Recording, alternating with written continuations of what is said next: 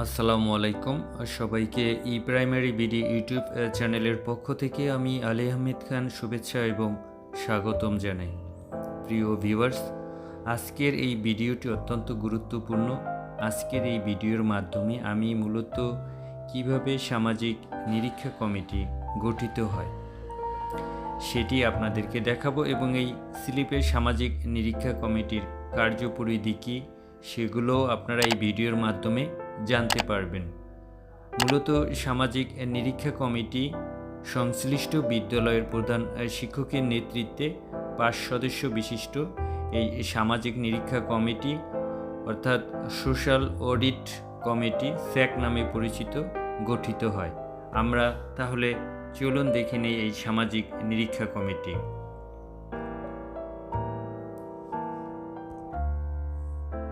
ক্রমিক নং, স্টেক হোল্ডারদের নাম, পদ। 1 নম্বর হচ্ছে স্টেক হোল্ডারদের নামের প্রথম হচ্ছে পিটিএ সভাপতি 2 পিটিএ সভাপতি মনোনীত একজন পিটিএ সদস্য 3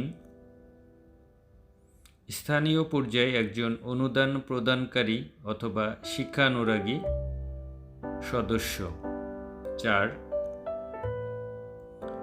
এসএমসির একজন সদস্য স্লিপ প্রণয়ন টিমের সদস্য ব্যতীত সদস্য 5 সহকারী উপজেলা শিক্ষা অফিসার কর্তৃক মনোনীত সংশ্লিষ্ট বিদ্যালয়ের একজন নারী সহকারী শিক্ষক এসএমসির সদস্য ব্যতীত সদস্য সচিব। এই হচ্ছে সামাজিক নিরীক্ষা কমিটি। এবার আমরা দেখব এই সামাজিক নিরীক্ষা কমিটির কার্যপরিধি। সামাজিক নিরীক্ষা কমিটির কার্যপরিধি। সামাজিক নিরীক্ষা কমিটি স্লিপ কার্যক্রম বাস্তবায়ন শেষে এসএমসি কর্তৃক বাস্তবায়িত স্লিপ কার্যক্রম নিরীক্ষা ও মূল্যায়ন করবে।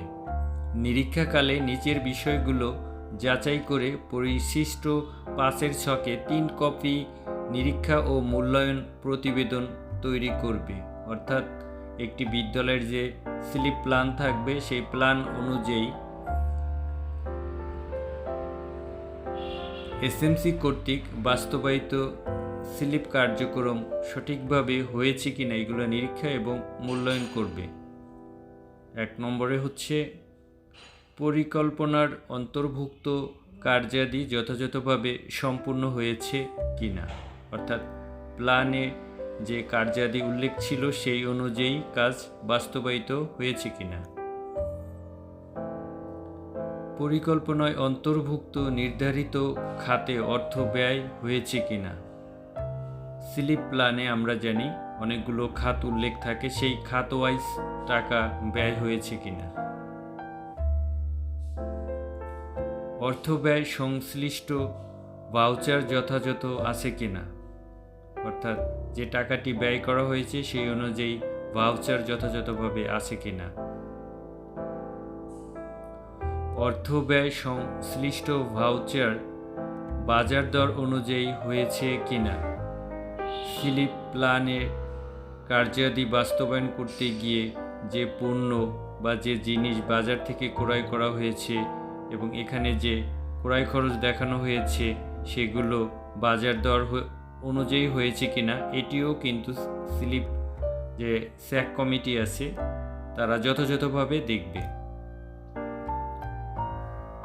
সামাজিক নিরীক্ষা কমিটির সদস্য সচিব কর্তৃক 1 কপি নিরীক্ষা ও মূল্যায়ন প্রতিবেদন প্রদান শিক্ষকের মাধ্যমে সংশ্লিষ্ট ক্লাস্টারের সহকারী উপজেলা শিক্ষা অফিসারের নিকট, 1 কপি বিদ্যালয়ে সংরক্ষণের জন্য প্রধান শিক্ষক এবং 1 কপি সামাজিক নিরীক্ষা কমিটির সভাপতির নিকট জমা করতে হবে। অর্থাৎ সংশ্লিষ্ট বিদ্যালয়ের যে একজন নারী সহকারী শিক্ষকের সদস্য সচিব হওয়ার কথা এখানে উল্লেখ করা আছে, তিনি অবশ্যই এই যে সামাজিক নিরীক্ষা কমিটি কর্তৃক স্লিপ প্ল্যানের অনুযায়ী কাজ হয়েছে কিনা তার নিরীক্ষা এবং মূল্যায়ন প্রতিবেদন প্রধান শিক্ষকের মাধ্যমে সহকারী উপজেলা শিক্ষা অফিসারের নিকট দিবেন।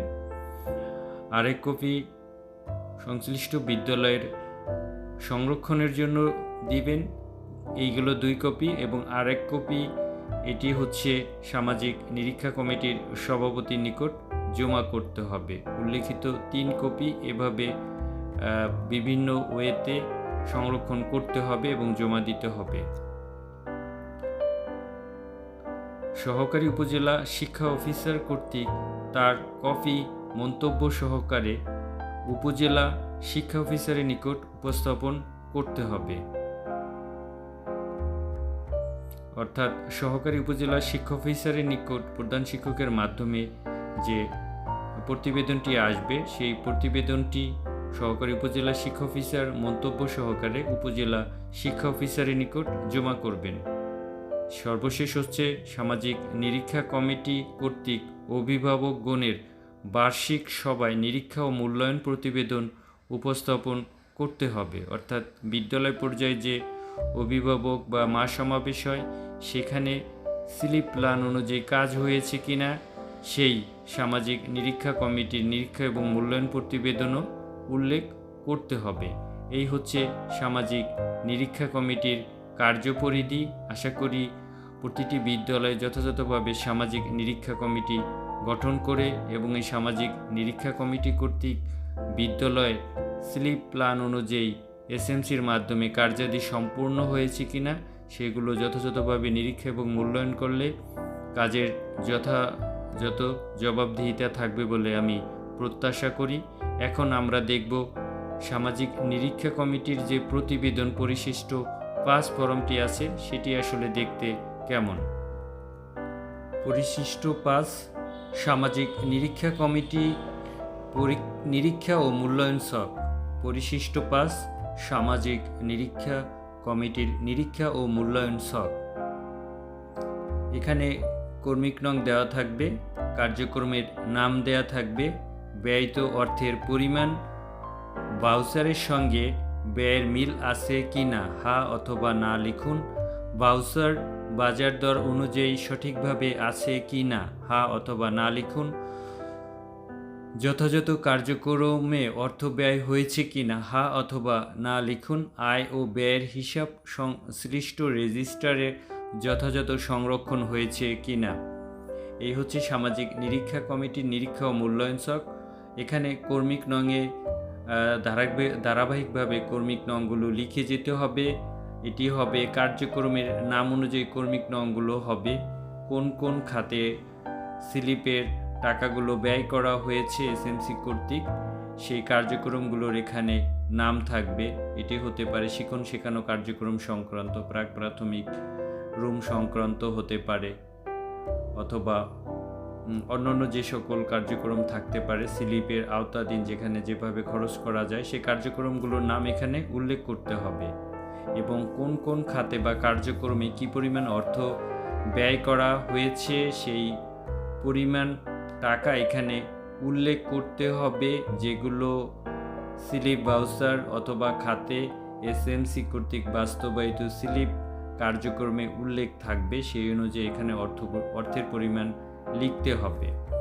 ভাউচারের সঙ্গে ব্যয়ের মিল আছে কি না, অর্থাৎ ভাউচারে যে টাকাগুলো এখানে উল্লেখ থাকবে সেই অনুযায়ী বাস্তবে বিদ্যালয় পর্যায়ে কাজ করা হয়েছে কিনা স্লিপ থেকে সেগুলো ভাউচারের সাথে কাজ মিলিয়ে দেখতে হবে। ভাউচার বাজার দর অনুযায়ী সঠিকভাবে আছে কিনা, ভাউচারে যেভাবে ইউনিট খরচ দেখানো হয়েছে বাজারের সেইভাবেই এর দর দাম আছে কিনা সেগুলো স্লিপ নিরীক্ষা কমিটি এখানে এগুলো উল্লেখ করবেন, হা অথবা না উল্লেখ করবেন। যথাযথ কার্যক্রমে অর্থ ব্যয় হয়েছে কি না হা অথবা না লিখুন, এখানে সেগুলো লিখতে হবে। এবং এই আয় ব্যয়ের হিসাবগুলো